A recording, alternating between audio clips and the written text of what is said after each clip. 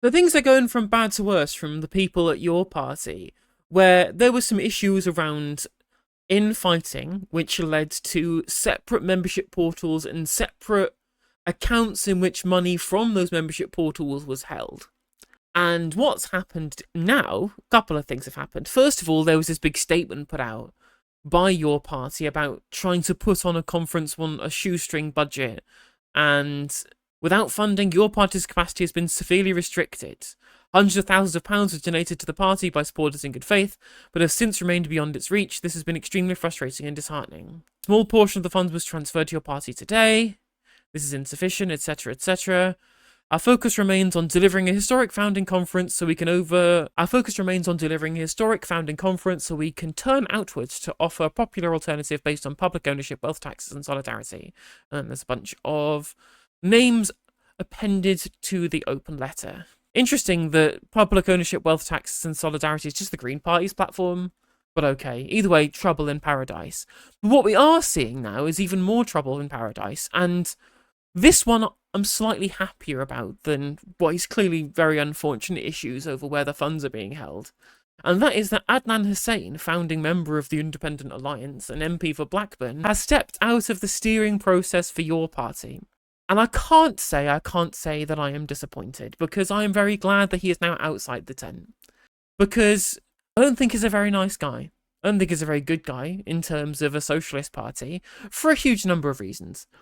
Now, whilst he has been very antagonistic towards trans people and trans inclusion, I don't think that that's really the main reason why I dislike him as much as I do. The biggest reason I dislike him is that he's really up his own arse. First of all, he really thinks a lot of himself. And second of all, the guy's a fucking landlord. Not just any landlord, a landlord with multiple properties, and is previously been directors of multiple real estate companies and has shares in them as well. So he is quite literally the bourgeois. He isn't a socialist. Now, not lots of the Independent Alliance MPs aren't socialists either. They're Lib Dems that are pro-Gaza. Two other MPs are landlords out of the Independent Alliance. They all like very pro-business. I don't think they're particularly socialist in any of their policies. And I don't think that you can be a literal member of the bourgeois and be any sort of representative for a socialist party in the slightest. It's bad enough. Bad enough that we have like multiple serial landlords at the top of the Labour Party, but I accept that that's dead. I accept the Labour Party is not a socialist party anymore, that's fine. But when you're starting a socialist party from the ground up, the hell are you including people who are quite literally opposed to the basics of socialism, which is that not only is surplus value extraction bad from working class people, but rentier extraction from them is even fucking worse. He had some things to say, so let's have a read of the letter that he's put out, shall we? Over the last few months, I have been in the process of reflecting on my involvement in the steering process of your party and on the direction in which the project has developed. When I agreed to take part, I did so because I believed in the vision of a genuinely broad church, a pluralistic, inclusive political space capable of representing the people who have long been left behind by mainstream parties. Yeah, but where are the walls of your broad church? Where are the walls? If your walls of your broad church include people who take money away from working class people in rent for their rental properties as a landlord, and then spend that money from working class people to buy themselves luxury sports cars, I don't think that's really people who belong in a broad socialist church, do you? But then again, he's not a socialist, he doesn't want a socialist party, so there you go.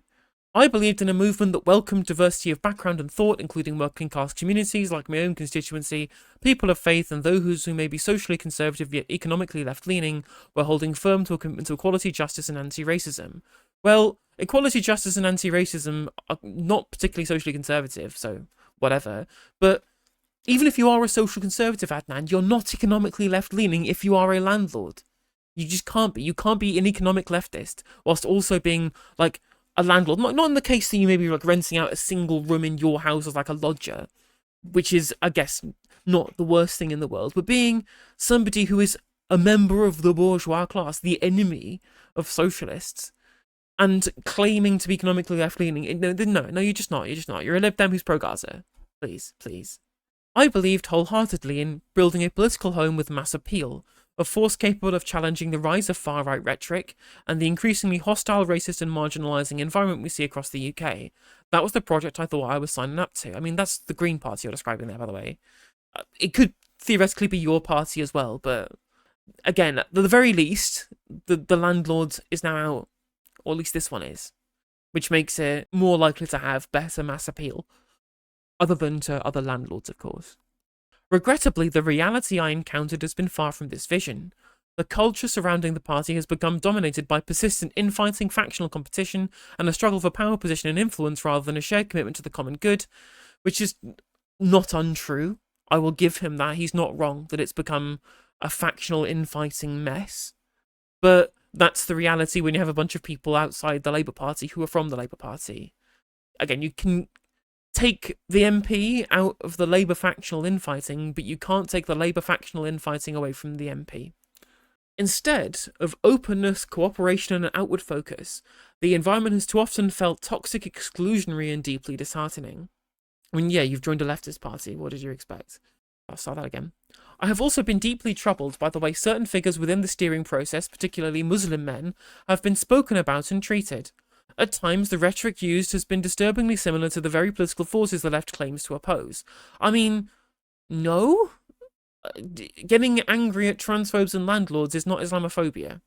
Specifically as well, when the very trans-positive co-founder of the party, Zara Sultana, is the one that this is subtweeting. Like, yeah, this isn't Islamophobia. Just because you're a Muslim man doesn't mean that you're somehow given a free pass to engage in regressive politics. And you are just a landlord. Like, at the end of the day, regardless, you are quite literally a landlord. Getting mad at landlords is not Islamophobia. I witnessed insinuations about capability, dismissive attitudes, and language that carried at the very least veiled prejudice. This was especially painful given that these individuals, amongst them myself, achieved something remarkable, winning seats against all odds in long-established Labour strongholds, through sheer grassroots hard work, community credibility and determination, without party machinery or institutional support. I mean, that's certainly very true when it comes to the other MPs, but he's basically already admitted in the things that he said, or at least it is implied in the things that he said, about how he won that seat in the first place, that what he's engaging is sectarianism. Whereas, in a lot of cases, the accusation of sectarianism is unwarranted at some of the other members of the Independent Alliance. He literally said, well, I can't have not got these values to join your party. I have to warp the values of leftists in this country around what I want because I'm specifically representing my internal community here.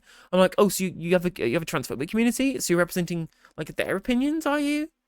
Is that what I'm talking about? Is that what you're talking about here? Like, it does sound like he's actually caring more about the sectarian nature of the people he represents, which is within his right. It is totally within his right to want to put his constituents before a broader party interest. That's perfectly reasonable. But then you can't expect the party to warp around that view specifically, or indeed ask you to toe a party line on something that is foundational to that party's ideological message. You can make the choice to step back from solely representing your constituency to be part of a political party if you really want to do so, and that's up to you. But if you decide that your constituents are far more important than any party ideology, then you shouldn't be joining the party and should stick around as an independent, which clearly he has learnt now. To see these achievements diminished and to be tarnished with generalised accusations and offensive slurs was deeply disappointing. It reflected a broader pattern of clique-like behaviour and gatekeeping across sections of this movement, an approach that is neither inclusive nor capable of creating the kind of broad movement needed to win mass support or deliver meaningful political change. I mean, it's not gatekeeping. It's not gatekeeping, Adnan, to not want landlords in the party. Like, you just have your own little clique that you're representing anyway. To say that clique politics is the sole reserve of everybody else and not you is just totally incorrect. It's not gatekeeping to want to restrict, maybe not the membership, but at the very least the political representation within the party to people who are actually socialists who believe in socialism, and not people who don't, i.e. you. Alongside this, I did not anticipate becoming drawn into very serious and damaging internal disputes on matters relating to organisational conduct and governance. I must be able to serve my constituents with absolute clarity and integrity. After long consideration, I have concluded that I can no longer remain part of this steering process, nor continue surrounded by an environment that undermines the very values it claims to champion. I mean, he isn't wrong that probably didn't have getting involved in a big factional dispute over funding when he joined in the first place, and I will give him that. I will give him that one. Actually, my predatory financial investments are my protected characteristics. True. These reasons I will be stepping away from the steering group of your party and continue to serve in Parliament as an independent. I remain a dedicated member of the Independent Alliance, a parliamentary group I have belonged to since the early days of my time in Parliament, and one in which I continue to collaborate and work with effectively. I wish to extend my sincere gratitude to the volunteers who have poured extraordinary time and energy into this project, often with minimal resources and under significant pressure. Their commitment has been exceptional, and I hope the opening conference is successful. I genuinely wish the party and all those dedicated to its success well, and hope it is ultimately able to become what it initially promised, an inclusive, hopeful, pluralistic movement capable of bringing people together rather than driving them apart. My priority remains what has always been to serve my constituents with honesty, independence, and unwavering commitment to the public good. And you know what? At the end of the day, this is probably best for everybody. Nobody wanted him around, clearly, from the reaction that he's gotten given his proclivities as a landlord. And he clearly doesn't want to be in a party full of social progressives because he doesn't want that to be part of the political structure. He clearly doesn't actually value the same things that everybody else values, given that he is someone who engages in rental extraction himself. So I'm sure he feels much better serving the constituents that he always centres around why he says and does the things that he says and does, as an independent rather than getting involved in party politics. It's clear, as I mentioned before, that he can't seem to do both, and he has decided what I said, that he's much better off as an independent doing that for them rather than trying to get involved with a party that he fundamentally doesn't really share the same ideology as. So I guess that's probably the best outcome for everyone. Hey there, if you enjoyed the video, make sure that you like and leave a comment. That helps the video out in the algorithm. If you subscribe and ring the bell, it'll let you know when I go live. I stream every day on YouTube and Twitch. You can also follow all of my socials down in the description. And if you want to support me in a more financial manner, there's a join button for membership to just 99p to be a member on YouTube, as well as a Patreon, and there's some merch there as well. And hopefully I'll catch you on the next video. Take care.